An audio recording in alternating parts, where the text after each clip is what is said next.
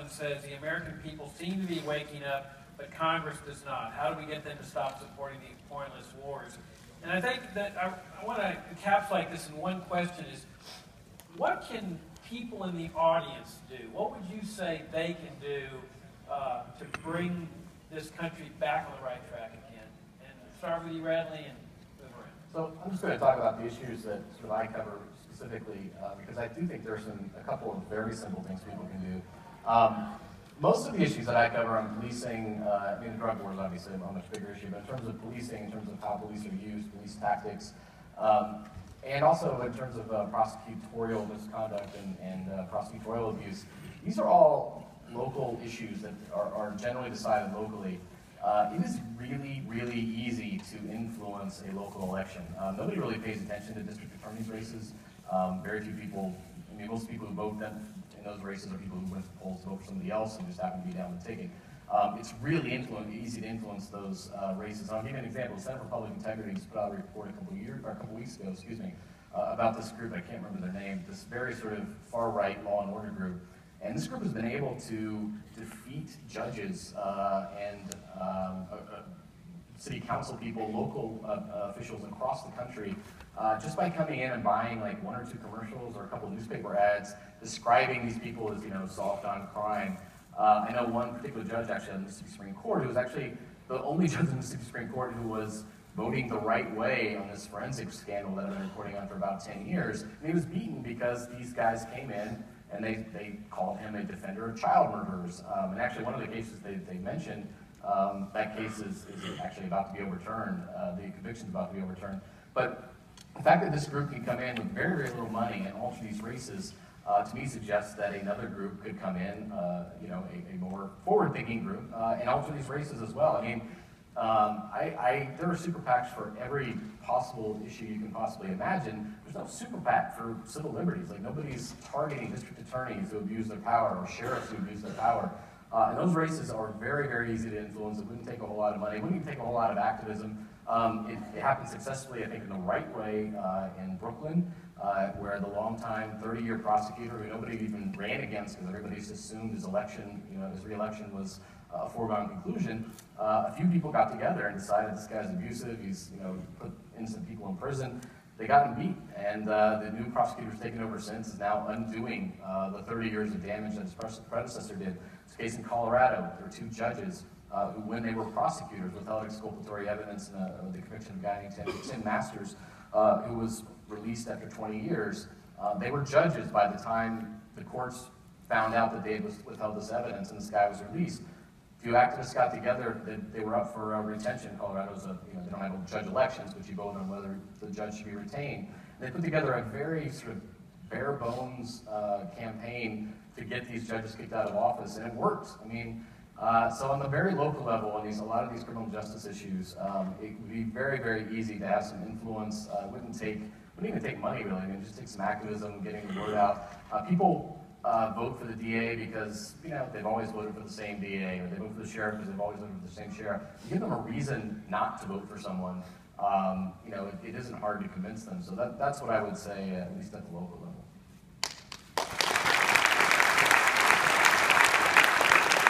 Yeah, I'm glad. Thank you to whoever, the 3 of you who asked that, because I do think there's always a danger at places like this where you can gather and talk about all these hideous policies and these heinous outcomes, that you can kind of, inadvertently spread this gloominess, like, God, I just listened to hours of all these things going wrong. I think I want to go crawl into my bed and, jump off a bridge or whatever. So it is important to realize that, and I talked about this a little bit earlier, that this defeatism that might be tempting sometimes actually should be really unpersuasive. There are all kinds of things that you can do that isn't just about sitting around and analyzing these issues, but actually doing something about them. And I'll just give you an example in the context of the work I've been doing, for the past couple of years on mass surveillance. I repeat sometimes when I go to do interviews, people say, well, look, Edward Snowden unraveled his life to expose the system of mass surveillance. and you've done all this work, and other journalists have done all this work, and yet, nothing has changed. I mean, Congress hasn't even passed a bill to restrict it. And I always kind of laugh at the idea that the way that the power of the U.S. government is going to be reined in is by some institution in the U.S. government called the Congress reining it in, because people just don't walk around thinking about how to restrict their own power. And even if they did pass a bill, it would be written by like Dianne Feinstein and Saxby Chambliss or whoever, and it would be all empty and vapid and symbolic, and it would be called as pretty words of reform, but it would really be designed to protect the system. And the intelligence community, even if you did pass a real law, are experts at co-opting and capturing the process and rendering it impotent. So I never cared or much about whether there was a bill passed, but there have been huge changes that have been real impediments to mass surveillance that have mostly taken place through the actions of individuals. Things like refusing to use Facebook and Google and Yahoo and Microsoft, as long as they continue to be collaborators with the NSA, has scared the crap out of those companies because they think that they're going to lose the next generation of users or the next generation after that to Korean and German and Brazilian social media companies that say don't use their services because they'll give your data to the US government, use ours and we'll protect your privacy.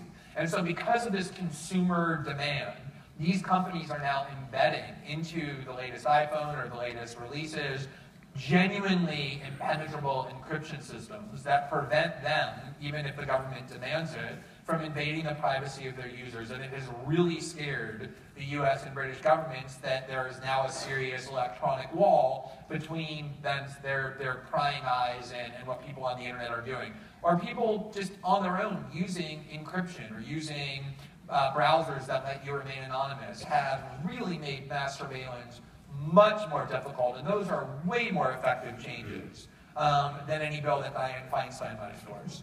And so, those kind of changes are always really significant. And I just want to say a couple other things about that.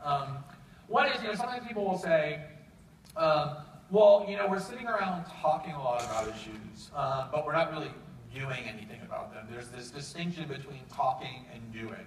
And I think this distinction is really quite illusory.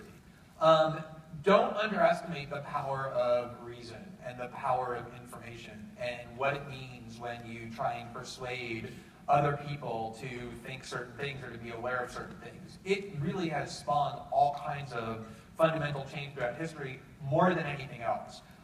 If you go to a place like this and get information and communicate information with other people, you're already doing something quite powerful.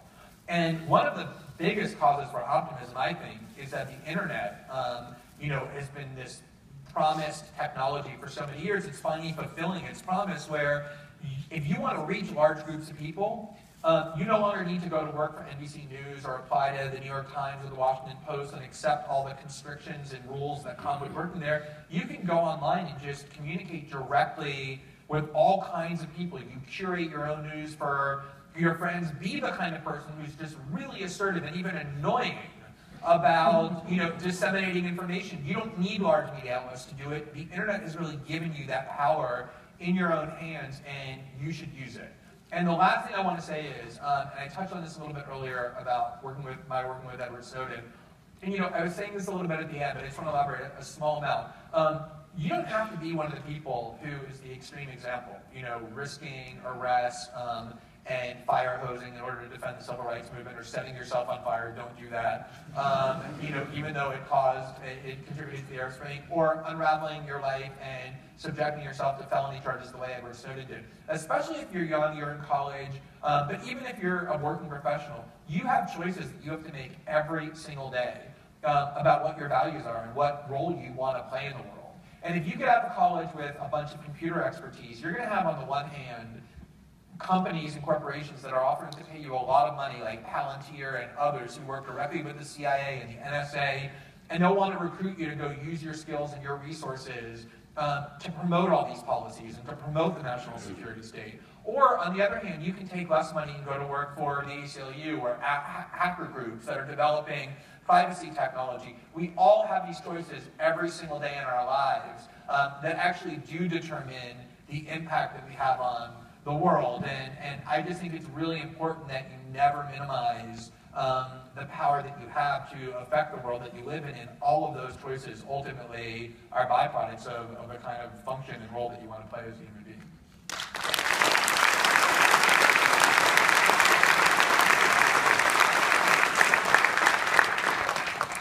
In many ways, I touched on this in my talk about what I think we should do, and to me the most important thing is self-education, and that's available to us today like it's never been available before. Before, it used to be 90% or more all got everything from the establishment, whether it's the government or the news media or our government schools, and that's old-fashioned now. So it's available.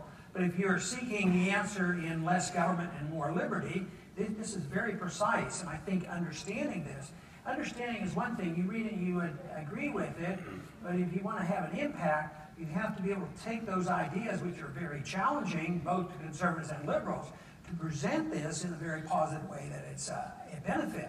So that is, if you believe in this, it would be back to the drug laws. You know, be able to explain why these drug laws are bad, and they can understand this for them to go along with it, and that you cannot have a system where you allow the government to assume a role of protecting us from ourselves.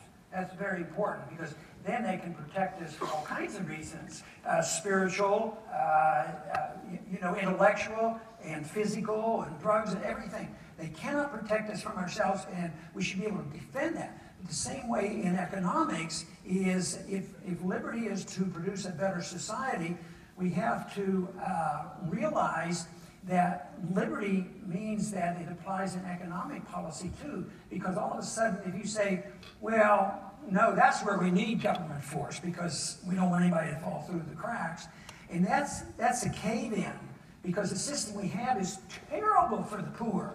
They're always falling through the cracks. The rich get bailed out, the poor lose their job, they lose their mortgages, and the entitlement system is evil. And guess who runs it? The very wealthy.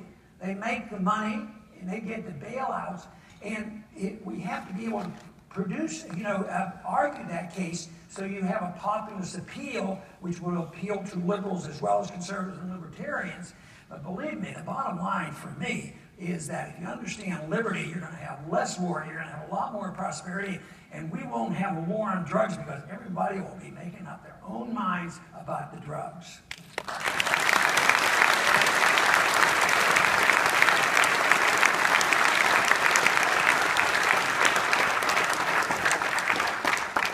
That concludes our program. I just would reinforce what our three speakers have said about where we are in society. That we keep in mind that we once lived in a country, Americans lived in a country where there was no war on drugs, where there was no national security state, foreign interventionism, and the like. And things changed. And they changed because of the power of bad ideas. Because bad ideas can be just as powerful as good ideas. But that should give us reason for optimism. Because if the country can shift in a bad direction, it can also shift back into a good direction. And that means the ending, not the reforming of things like the drug war and the war on terrorism, the national security state, and so forth. I share what Glenn said, is that there's a power that comes about from meetings like this. Power of ideas, the power of reason, power of discussion. There's a reason why totalitarian dictatorships shut meetings like this down. They know there's a power here. It transforms the way you're thinking. You share an idea with somebody else, different perspective with somebody else, and all of a sudden there's a rippling out effect. And there's an old saying that as much as you learn, and that's important, as Ron says, self-education, but there's an old saying that nobody cares about what you know until they know that you care. And that's exemplified by Radley's defense of Corey May. He didn't do it, as Glenn pointed out, because of statistics or because of studies or cost-benefit analysis. It's because he cared about this one human being and his family. And that can do more than to change the course of the society than all the statistics in the world. And I share what Ron said about we have to be the model for the world. The world is mired in statism. And I don't think there's any hope that any country in the world is going to change things except this country. And that if we can establish the free society, the model society, the society that dismantles, doesn't reform things like the war on drugs and the war on terrorism and the whole warfare state, then we, the American people, lead the world out of the state's morass, and we lead the world to the highest reaches of freedom that mankind